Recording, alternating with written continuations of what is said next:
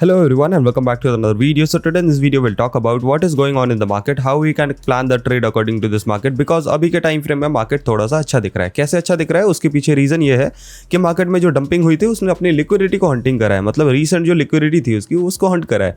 अब यहाँ से पंपिंग करने की कोशिश कर रहा है. तो क्या यहाँ से कंटिन्यूस पंपिंग करेगा या फिर डंपिंग करने की कोशिश करेगा, उसके बारे में अपन इस वीडियो में डिस्कस करेंगे. तो मेक श्योर कि आप वीडियो को एंड तक देखो ताकि आप सारी चीज़ें समझ पाओ.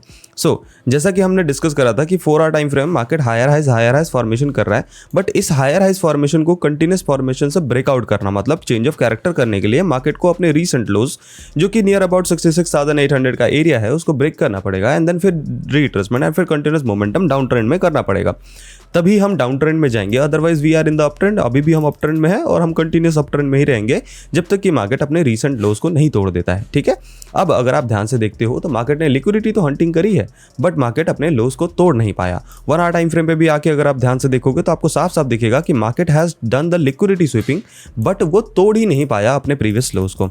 ठीक है, अब यहाँ पे आप ट्रेड कैसे ले सकते हो. कल रात को भी मैंने यही डिस्कस किया था कि अगर मार्केट नीचे आएगा तो it will Hunt the liquidity, that's it. इसके अलावा मैंने कुछ भी डिस्कस नहीं करा था आप लोगों के साथ कि भाई मार्केट अगर नीचे आएगा it will Hunt the liquidity, और मैंने ये भी डिस्कस करा था कि मार्केट इधर आएगा तो फिर शॉर्टिंग अपॉर्चुनिटी बनेगी. बट ये थोड़ा सा नीचे से ही डंपिंग कर गया तो हम कुछ कर नहीं सकते. अब देखो अब क्या बात कर सकते हैं अपन, है ना. तो let me remove all the drawings and then will talk about it. देखो पहला सिचुएशन ये है कि मार्केट ने ये वाली लिक्विडिटी हंट करी है, मतलब जो रीसेंट लोज की लिक्विडिटी है उसको हंट कर दिया. ठीक है, अब इसके लिए क्या इंपॉर्टेंट है, इसके लिए इंपॉर्टेंट है 2 लेवल्स. क्या इंपॉर्टेंट है 2 लेवल्स, एक तो ये लेवल जो हाई है जो रीसेंट इसने हाई बनाया है, एक ये इंपॉर्टेंट है. एट द सेम टाइम अब अगर मार्केट ऊपर जाता है तो ये पूरा जो लेवल है ना ये आपके लिए काम करेगा सप्लाई एरिया. ठीक है, सो अगर अब इस पर्टिकुलर एरिया से मार्केट को पंपिंग करना है ना, तो उसको ब्रेक करना पड़ेगा इस पर्टिकुलर एरिया को, तभी आप कंटिन्यूस अप ट्रेंड में जाओगे. ठीक है, मतलब एक बिग मोमेंटम की बात कर रहा हूँ. ठीक है, बट अगर आप छोटा सा ट्रेड लेना चाहते हो ये वाला, ठीक है, ये वाला मोमेंटम कैच करना चाहते हो 600 पॉइंट, ठीक है, तो आप इस ब्रेकआउट के बाद ट्रेड ले सकते हो. ठीक है, अगर आपको शॉर्ट साइड ट्रेड लेना है, कैसे लोगे, let it break it out, यहाँ जाने दो सप्लाई एरिया पे. ठीक है, यहाँ पे पैटर्न बनेगा, लोअर हाइज फॉर्मेशन होगा, उस टाइम फ्रेम में आपने शॉर्ट लेना है. टारगेट कहाँ लगाओगे, टारगेट लगाओगे यहाँ तक के, कहाँ तक के, इस पर्टिकुलर एरिया तक. क्यों, उसके पीछे रीज़न क्या है, उसके पीछे रीज़न है कि अगर मार्केट अपने सप्लाई एरिया से रिजेक्शन करेगा तो डंपिंग करेगा. अब डंपिंग करेगा तो कहाँ तक डंपिंग करने की कोशिश करेगा, अपने डिमांड एरिया पे. अब क्या है, ये क्या बनेगा, ये बनेगा इसका रीसेंट डिमांड एरिया. मतलब अगर मार्केट इधर से पंपिंग करता है तो रिट्रेसमेंट करके फिर से इधर से पंपिंग करने की कोशिश करेगा. दैट्स सिंपल, और कुछ नहीं है. ठीक है, अब यहाँ पे आएगा तो आप ट्रेड कैसे लोगे. ठीक है, बिंदास आंख बंद करके 15 मिनट टाइम फ्रेम पे आ गया मार्केट, भाई ने कहा था रिजेक्शन लेगा तो हम शॉर्ट ले लेंगे, नहीं. ठीक है, जैसे कि इधर देख रहे हो market continuous momentum down trend में कर रहा है, उसी तरह से यहाँ पे कंटिन्यूस अप ट्रेंड में भी मोमेंटम कर सकता है. ठीक है, अब अप ट्रेंड में मोमेंटम करेगा तो रिट्रेसमेंट पे लॉन्गिंग करोगे इधर से ही. ठीक है, बट अगर यहाँ पे गया, ठीक है, डंपिंग करी, ठीक है, रिट्रेसमेंट करा, ठीक है, कन्फर्मेशन हुआ, फिर शॉर्टिंग सेटअप लोगे. ठीक है, तो यहाँ पे आंख बंद करके कुछ नहीं करना.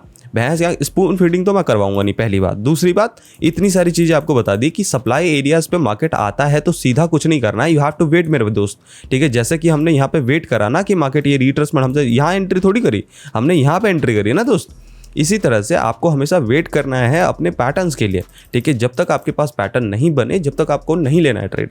अगर आप नहीं ले पा रहे हो, कन्फर्मेशन नहीं हो रहा है यहाँ पे ट्रेड, कोई बात नहीं भाई मेरे, ऑब्जर्व कर लो ना, एनालाइज कर लो, कोई दिक्कत नहीं. ट्रेड लेना जरूरी थोड़ी है, एनालाइज कर लो मार्केट को. ठीक है, देख तो आप देखो कि भाई मैं जो सोच रहा हूँ वही चीज़ मार्केट कर रहा है क्या. अगर कर रहा है तो वेल एंड गुड, नहीं कर रहा तो फिर दिक्कत है. गोल्ड की अगर बात करोगे तो गोल्ड में एक बेहतरीन ट्रेड जो हमने कल रात को एक्सेप्ट किया था, हमने लिया था ट्रेड, एंड हमारा टारगेट ये था कि अगर यहाँ से कंटिन्यूस मोमेंटम करेगा 23-28 हमारा टारगेट है, बट मार्केट कंटिन्यूस पंपिंग करके 35 तक के टारगेट दे के गया है. ठीक है, अब 35 तक के टारगेट दे के गया है तो होपफुली अगर आपने ये 2 टारगेट लगाए होंगे तो ये दोनों पे हिट होकर निकल गए होंगे आप. अदरवाइज अगर आपने होल्ड किया होगा इस ट्रेड को तो आपको 160 पिप्स का मोमेंटम मिला होगा. अब हायर टाइम फ्रेम पे आ जाओ. 1 आवर टाइम फ्रेम में अगर आप ध्यान से देखोगे तो मार्केट में पंपिंग हुई, खतरनाक पंपिंग है. अब ये पंपिंग कहाँ तक सस्टेन कर सकती है, अगर आप और भी ज़्यादा गौर से देखोगे तो आपको दिखेगा कि 15 मिनट टाइम फ्रेम पे this is the little bit of supply area. तो मतलब आप बाइंग अपॉर्चुनिटी तो जब भी बनेगी जब मार्केट अपने रीसेंट हाइस को तोड़ेगा, ठीक है। लेकिन अगर ये रिट्रेसमेंट करता है या फिर डंपिंग करता है, ठीक है, अब ये रिट्रेसमेंट डंपिंग कहाँ तक कर सकता है? पहला सिचुएशन यहाँ तक जो कि है 27 के आसपास तक, ठीक है। अगर कंटिन्यूस डंपिंग होगी तो इट कैन गो टू 21 के आसपास तक के लिए। तो बेहतर बाइंग अपॉर्चुनिटी आपकी जब बनेगी जब मार्केट इधर आएगा, ठीक है, 22 से लेके 19 के आसपास के एरिया पे आएगा, तो फिर आपके पास बेहतर बाइंग अपॉर्चुनिटी बनेगी। शॉर्टिंग सेटअप देख सकते हो इसमें, लेकिन जब तक ये ब्रेकडाउन नहीं हो 30 का लेवल जब तक नहीं देखना, ठीक है। सो केयरफुल रहना, बिकॉज अभी मार्केट या तो डबल टॉप बना के नीचे गिरने की कोशिश करेगा या फिर यहाँ से कंटिन्यूस मोमेंटम अप ट्रेंड के करने की कोशिश करेगा। ये बेहतर है, ये बहुत ज़्यादा केयरफुल ट्रेड लेने वाला सिचुएशन है, इसलिए मैं ज़्यादा इसके एक्सप्लेन नहीं कर रहा गोल्ड को आपको, ठीक है। इसको इग्नोर करोगे थोड़ा ज़्यादा बेहतर रहेगा, या फिर वेट करो आपके लेवल पे आएगा तभी करना, बिकॉज यहाँ पे अगर लोगे ना तो थोड़ा ट्रैप होने के चांसेस है। इस वजह से मैं थोड़ा इसको नहीं बता रहा हूँ डिटेल में आपको, है ना।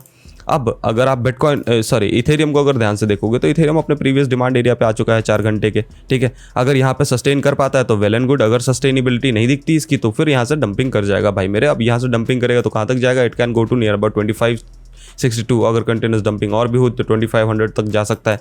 तो थोड़ा केयरफुल रहना इसमें लॉन्ग साइड ट्रेड कैसे कर सकते हो आप? इसमें लॉन्ग साइड ट्रेड जब ही कर पाओगे आप जब ये हाइस टूटेंगे।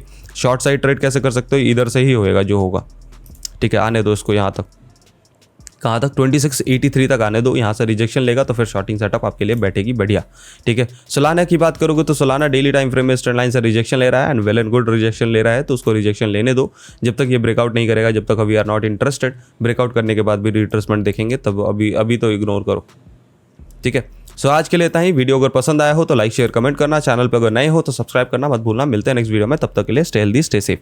और एक और बात ध्यान रखना कि भाई एग्रेसिव ट्रेडिंग नहीं करनी। ट्रेड नहीं बन रहा कोई दिक्कत नहीं करेंगे, बाद में कर लेंगे ट्रेड, ठीक है। सो आज के लिए इतना ही, मिलते हैं नेक्स्ट वीडियो में, तब तक के लिए स्टे हेल्दी स्टे सेफ।